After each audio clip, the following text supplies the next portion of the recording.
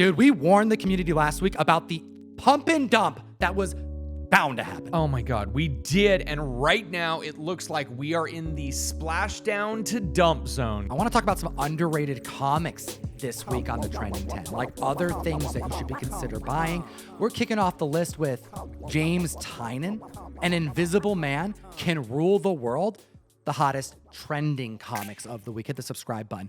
Let's jump right into it with an Error Edition. Invisible Man, #1. You know that Universal Monsters are all getting their mini-series done, courtesy of Skybound. James Tynion started off with Dracula, and you get confirmation of this in Invisible Man #1, which he's also writing.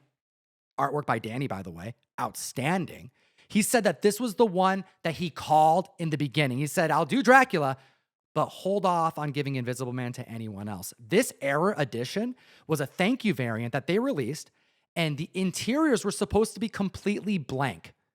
Unfortunately, the printer probably did what they thought was right, and they printed the story in the inside, and they had to re-release the thank you variant with blank pages. So we have a comic cover that you can barely tell what it is, with interiors that are completely blank, as the Error Edition, leading the list at number 10, selling for $65 average sales. Did I cover it all? I think you covered all of it. Danny is one of my favorite underrated artists, and if you had gotten the actual edition of this thank you, you wouldn't be able to see her beautiful art. So go find these or get the original one. It is a great read. You know Jimmy T was looking forward to doing this because he called that this was the one that he wanted. There's a 300% increase in copies sold this week.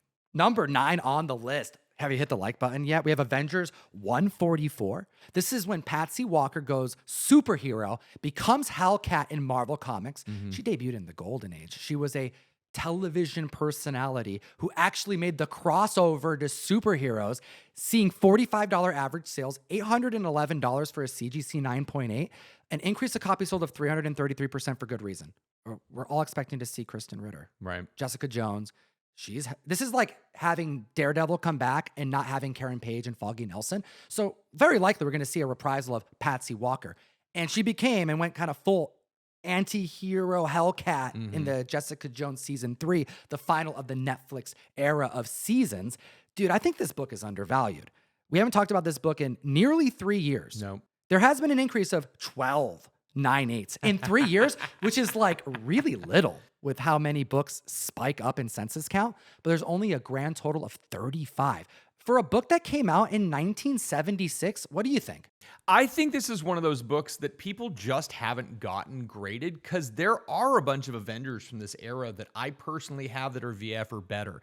The paper was nice, the print runs were pretty high, but people have just kind of forgotten about how cool this key is. There are other Avengers books that they were chasing, Scarlet Witch type stuff, but now this Patsy Walker Hellcat, I think, is really something good, and if this is a good time to get in, it could be a long-term spec play. Well, number 8 on the list, maybe we can say the same thing about it. We got Moon Knight #1, Bill Sienkiewicz, $50 average sales, $285 for a CGC 9.8, and an increase of copies sold of 100%. And no Moon Knight anything except for one thing. And that is Marvel Zombies over on Disney Plus starting September 24th. In the first trailer, we got to see our first look at Moon Knight Blade, and the second trailer, which dropped just a couple hours before we recorded this today, we get to see even more of Red Guardian David Harbour. We are so excited. A lot of people I know are looking forward to this, and this book is so supremely undervalued. This is absolutely a good pickup as well. The violence looks crazy in this trailer. It's rated MA, and seeing Moon Knight on the list because of Marvel Zombies, kind of a stretch here, but an increase of copies sold is aggressive because the price has gotten kind of low and the availability is high. There's been 46 new 9/8s added to the census. In the last 6 months, we have at number 7, Batman 404, Year 1, Part 1, $25 average sales, $180 for a CGC 9.8, an increase of copies sold of 106%. This is my hypothesis. When we think of Matt Reeves, Pattinson Batman, the first movie, what would you say is like the one modern key I guess you call it a key, minor key if you would, that was kind of touted to go along with this movie that people actually bought in mass. When the last movie came out, we were talking about The Long Halloween, classic by Tim Sale and Jeff Loeb, and that was on Spec Radar for a very, very long time. It even came out as a promo with the movie in and of itself. Now, when I watched the movie, I didn't see that many shades of it, but I could see what they were alluding to. Yeah, it was more of a vibe at best, which is why I think with Batman 2 coming out, of course, there's some spec on Mr. Freeze. I mean, hell, Absolute Batman #7 is on the Trending 20. The larger list we source these books from, you need to go check the Trending 20 on Key Collector Comics. Use code TOM101 on like a free two-week subscription. You probably have other books in your back issue bin that are spiking trending right now, and you need to know. So if you want to get other books or buy more or trade more, you know what you're dealing with. Well, yeah, you got Mr. Freeze, okay? Sure. But I think now that Long Halloween's done, and we all know it was more in vibe only, the next book that makes sense for like the more modern era is this book, Year One.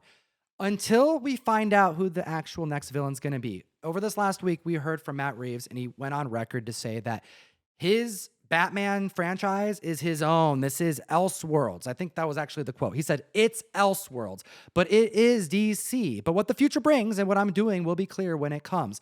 So is he lying? I don't think so. It doesn't sound like it, which means that all of these characters are going to have possibly another rendition. Could be around the same time that they're simultaneously being released because you got James Gunn over there doing his thing. We're probably going to get another Batman is what I'm saying. So when you think about keys that kind of go along with this movie, Year One is seemingly the one people are excited about because there really isn't much else. Unless we get Court of Owls. I think both of those are interesting because Frank Miller's Year One is absolutely fantastic. I personally like it better than Batman The Dark Knight Returns. I know those are strong words. Don't flame me in the comments. But the Snyder Capullo, the New 52 Court of Owls stuff, that is also great story-wise with lots of fantastic characters. Pick your poison. Either of them is good, and they're both great reads, even if neither of them pans out in the movies. Well, what he said as it pertains to the villain of the sequel, quote, has never really been done in a movie before. It's kind of weird because like it's never really been done. It implies that it was kind of done. Maybe like, I don't know, Galactus in the original Fantastic Four movies that came out. Or if you were to describe the way that Deadpool showed up in the first X-Men movie, and then everyone was like, that's not Deadpool. Well, we finally got him the way he should have been, but he was never really shown the right way in the first place. This could allude to quite a few things that they've planted some seeds or maybe not had happen the way that fans would have liked. I bet if we get Court of Owls spec, everyone's going to look at Year One, and even if it may be kind of a cooler key or one that would make more sense with the more realistic take the Matt Reeves universe has taken us, people are going to just flock to New 52 Snyder issue #1. They're going to hear Court of Owls and they're going to go, wait a minute. Now, this is the book you want if you like Pattinson Batman. Let me know if I'm wrong in the comment section below. We got to talk about #6 on the list with Preacher #1. $80 average sales, $175 for a 9.8. Sub 200 on Preacher 1. Wow. Seems criminal. It's so criminal. damn good. An increase of copies sold of 180%. This is mostly because we got New York City Comic Con in just a few weeks. And last New York City Comic Con, they announced that Vertigo's coming back.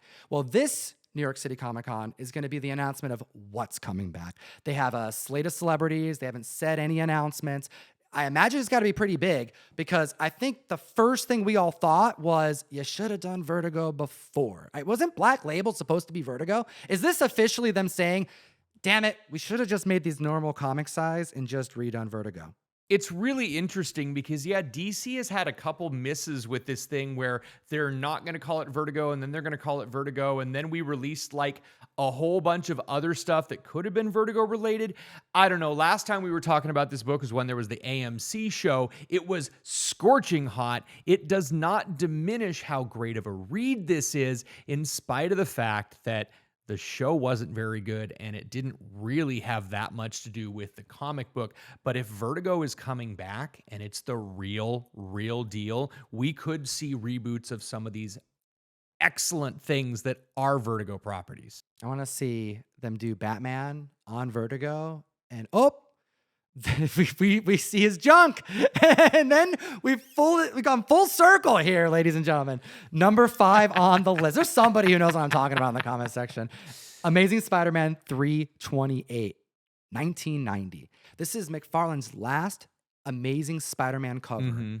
He departs from the run after this one. $30 average sales, $100 for a CGC 9.8. Increase of copies sold of 142%. Because if you follow Todd McFarlane on Instagram, and if you follow CGC on Instagram, you would know that he is hyping up a future signing that has no hard date. But I imagine people are probably buying high grade, really nice looking books that they don't have to break the bank on to go get that signature. And I thought this could be fun. Let's go through on Key Collector just Todd McFarlane covers specifically in Spider-Man. Sure. Because there are other ones that I think are way undervalued and would be really cool to send down. And I'll hit them with the first one. Amazing Spider-Man number 306, an Action Comics homage. You can get this book for sub $20 in high grade. One of my all-time favorites, Amazing Spider-Man 315, where we get the return of Hydra Man. Plus, as an added bonus, we also get Venom's second appearance, as well as his first cover partial appearance. That's a book that I think flies under the radar. I'll leave you with ASM 318 just because I love the Scorpion, and this is an awesome action cover. All of these books are super affordable. Which ones are you sending down to get graded if you plan to? And do you have any other ASM McFarlane covers that you think are underrated? I can think of a few others. Number 4 on the list is Absolute Batman number 9. We told you about Absolute Batman 7 being on the trending 20. Right. Absolute Batman 9 is on the trending 20. We have $5 average sales. This is cover price, all right? We have the introduction of Bane. And I think the main reason why this is happening this week is because we know in October, just a few weeks away, we have 2 different like one-shots coming out that's building this absolute universe. We have in Absolute Evil number 1. We got Al Ewing writing a story, and it is promising to feature the introduction of 2 absolute characters. This is exciting. In Absolute Evil, Ra's al Ghul, Veronica Cale, Hector Hammond, Eleanor Thawne, and the mysterious Joker are no longer working at cross purposes. Together, they're aligned, united, and dangerous, but an insidious betrayal from within threatens to unravel everything they've built. So that book comes out October 1st. Dude, by the end of October, the 29th, we're going to get a gem. Absolute Batman Annual number 1. It's going to fill in like stories that have been untold. You know, the early days, maybe you could say the year 1 days of Absolute Batman. Written and drawn by Daniel Warren effing Johnson. And they specifically said, we're going to find out how Absolute Batman acquired the Batmobile. No better person to do this than Daniel. Absolutely make sure to tell your LCS that you want the annual, because normally when you're ordering, the annuals are separate. You have to let them know. It will not get pulled otherwise. And this book is going to be one that a lot of people miss. ComicTom.com, you better hurry. We have a banger. Every single person this month gets a David Nakayama Deadpool Batman number 1 featuring Magic and Poison Ivy sharing the cover. We have seen confirmed sales that are already selling on eBay for higher than what our monthly membership costs. And this isn't the only book you're getting in there. You are also guaranteed another exclusive by Raph Grassetti, former art director of God of War. He did our Vegeta cover for Akira Toriyama's tribute comic book through Tidal Wave. 1 per box. You also are guaranteed 2 to 3 other comic books, a print, and you support what you're watching. Which brings us to number 3 on the list. Deadpool Batman number 1. You know we had to do it. $7 average sales. This is a masterpiece. There hasn't been a crossover event in what? Over 2 decades? I can tell you that guys my age love the amalgam books. Every single time we had the crossover between Marvel and DC. And the last time it happened, it was absolutely because, well, one of the companies wasn't doing very well, so it was a financial help out. The fact that both of these companies are actually doing very well, very strong, have good movies, have, you know, other things going on, this is just a testament to how strong the comic industry is right now. Yeah, this is definitely something that I don't expect to see happen anytime soon after this. This is a big moment. Now, we have in this comic book, half of it or so is the story between Deadpool and Batman. DC is going to be releasing their one-shot that continues this story with a different creative team. We have Zeb Wells doing the one for Marvel. We got to get Zeb Wells on Deadpool. Holy hell. Rob Liefeld, I pray to Marvel right now. Zeb Wells needs to write Deadpool. It is so damn good. But we also get like a Cap Wonder Woman story. We get Old Man Logan in Dark Knight Returns, written and drawn by Frank Miller. Kevin Smith on Daredevil, Green Arrow. And then we also get Jeff the Land Shark in a crypto story. And last but not least, we get the first appearance of, and I like that they did this because you just said it. The amalgam is like the combination of characters. Right. But this is also a crossover. We get heroes from both publishers actually sharing a narrative. Well, they gave us a little amalgam at the end of this story with the first appearance of Logo, which is a mashup between Logan, Wolverine, and Lobo. Yeah, it took me a second because I'm like, wait, it's Wolverine and it's Lobo, and why is it Logo? Oh, Logan. All right, I had to make that connection. It wasn't immediate, but yeah, this guy looks badass, and he has, grappling hook chains in his... Oh, yeah. Go pick this up. Well, check this out. One of the best Green Arrow stories, and some would say even Daredevil stories, was written by Kevin Smith, who wrote the Green Arrow Daredevil story for Marvel. Well, take a look at this. In the upcoming Batman Deadpool that's going to be released at DC, they got... I can't even... Okay. Tom Taylor and Bruno Redondo doing Laura Kinney and Nightwing. Tom Taylor is known best for Nightwing right now, one of the best superhero stories ever written, but then also Laura Kinney. So we got the perfect writer to do this. It's kind of the similar thing happening with Kevin Smith over at Marvel. But am I reading this right, Russ? I'm going to read this verbatim because how this comic book will not just immediately catch on fire from all the heat that it's going to generate from these writers. Doctor Strange and John Constantine, making his return to superhero comic books since leaving Batman years ago, James Tynion. Okay, this makes sense. Sure. But am I reading this right? Scott Snyder and Joshua Williamson? I don't know how we could get so much awesome talent on the page without it just spontaneously combusting. This is incredible. Number 2 on the list, Marvel Zombies number 1, $75 average sales, $120 for a CGC 9.8, increase of copies sold of 114%. We had the Red Band release this last week, the 1 in 25 by Ryan Brown, a zombified Mr. Fantastic. It's selling for $30+ and is hyper violent. I read it. Everyone's got to read it. I can't really talk about it without spoiling it because that's actually one of the coolest parts of Marvel Zombies is they're going to do things that you don't expect. So you just need to enjoy it. We had the second Marvel Zombies trailer drop during the time of this filming. We actually had to break mid video to watch it. Right. And I think all of this is combining to just propel Robert Kirkman's masterpiece to number 2. This is the perfect time for this. And yes, the Marvel Zombies comic book, the original, was worth reading, but there's so many great offshoots. It's a good time, and it's also a good time of year. We're getting into Halloween, so enjoy the new Marvel Zombies show over on Disney+.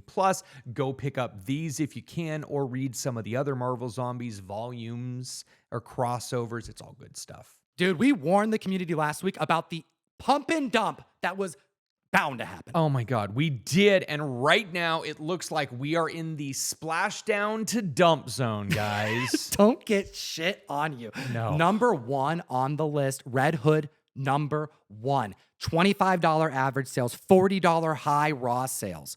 Here's the thing. We warned the community and we're seeing an increase of copies sold of 160%. This book was number 1 last week.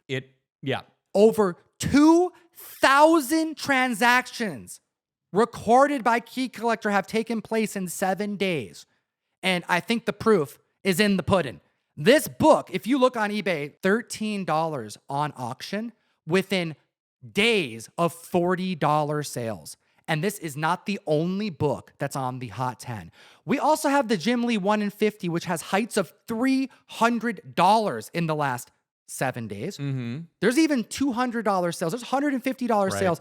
Here's a few sales for 40, 50, within 45, 48 hours. This is one of the fastest parabolas I have ever seen, where it starts here and it skyrockets and it crashes. Sometimes you have quite a few days with this. We know that DC issued a recall. We were supposed to be sending those books back. No retailer that is a capitalist would have done that. No they one put did. them on eBay. No one did. Right? 2,000 transactions. No one did. And that's why we're seeing these prices that are just absolutely crashing. So hopefully all you guys out there in comic book land did not spend $300 on a 1 in 50. This was a warning we issued last week. And really, there's a lot of people out there that weren't paying attention to it. This is not long-term. This is just flash in a pan, the epitome of a pump and dump. Well, dude, the blank is also on the trending $25 high average sales. Here's an auction. I don't even know how this registered. It's got to be under $1 bid. Right. It has to, because I'm looking at it. It didn't even start at a penny. The fact that it says 0 on it, and yeah, that's a confirmed sale because it's in green, guys. And I'm not like calling out anybody who wants the book. Sure. Like it's controversial. It's got the recalled stuff. We got Jim Lee. I mean, there's some cool covers. The book is actually supposed to be really damn good too. There's a lot of people disappointed that it's not going on like story-wise. Like the narrative was good. I haven't read it yet. But what I will say is that if you want it, just don't overspend. And if you can be patient, I know it's going to go for cheaper. I mean, I didn't think it would be within 7 days, but clearly it was within 7 days. Yeah, it's kind of crazy how fast this was. Hit the like, slap the subscribe button. Are we wrong? Should we be speccing on this book, Russ? Should we be buying $50 copies right now? You tell us, and as always, Geek responsibly. Enough said. That's the end of the video, Russ. What we're going to do is I'm actually reviewing the box of giveaways that are unclaimed. Ooh. So I'm just sending out a warning because there are some expensive giveaways that we've done that we've been trying to contact people. Most people claim, but dude, we do a lot of giveaways. We only are going to contact people twice. The first one is to let them know, and the second's the reminder, and then you got 7 days. Yep. And if you guys don't claim them, we're going to come back to the mic and we're going to give them to other individuals, all right? And if you find it 3 weeks later, oh, damn, I forgot to message you. I'm sorry. This is what it is. I'm tallying up all the giveaways, and what I'm telling you is you're going to want to join the SMS group and join because there's going to be a lot of catch-up giveaways we're about to do. I'm not even going to show them right now. I'm going to tally them up this week, and then next week we're going to do many giveaways. ComicTime.com. Put your phone number in, Check your spam folder. and we'll see you soon.